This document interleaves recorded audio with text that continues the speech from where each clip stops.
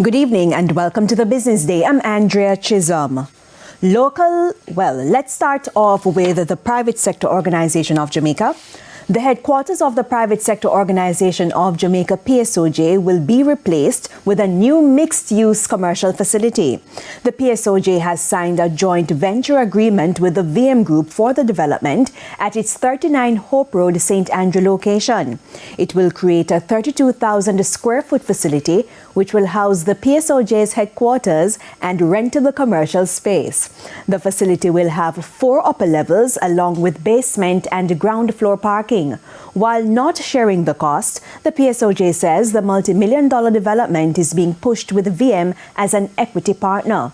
The land is owned by the PSOJ, and the project is going through approval processes with the Kingston and St. Andrew Municipal Corporation and other regulatory bodies. Once that is done, construction could start by the end of the year. Local electrical products distributors Fosrich continues to be bullish on expansion. The company, which also manufactures PVC pipes, has added a location in the United States along with its new store in dancehall, St. Anne.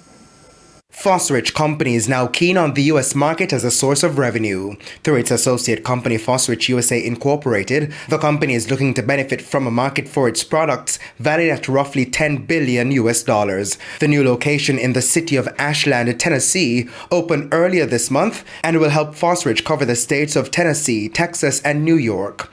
The company is hoping to supply federal, state, and city contracts for projects like water supply and sewer systems development. This is expected to increase demand for its PVC pipes. The news comes on the heels of Fosrich opening its 9th location in Dancehall, St. Anne, Jamaica. Managing Director Cecil Foster says this investment is valued at over 35 million Jamaican dollars. We see where a pretty quick return on investment will take place. Maybe in another year and a half, we will have recovered our investment based on the project that we are doing right now and the ones that are on stream for us to do. As you know, 2 hotels are going to be coming up in this area. You have courts opening across the road in the next, I think, in August, and you have so many houses that have gone up in this exact area of Dancehall, and so we see where we are going to be able to serve people well and make a return as quickly as possible. But why St. Anne? We have looked at where people are, and we are seeing where people are becoming more and more, where the area is becoming more and more populous, and we figure with our products, the kind of technology that we have been working with that have brought these products to market in a consumer way, we figure coming into St. Anne in Dancehall is a place where we can have the customers benefit from our products and services.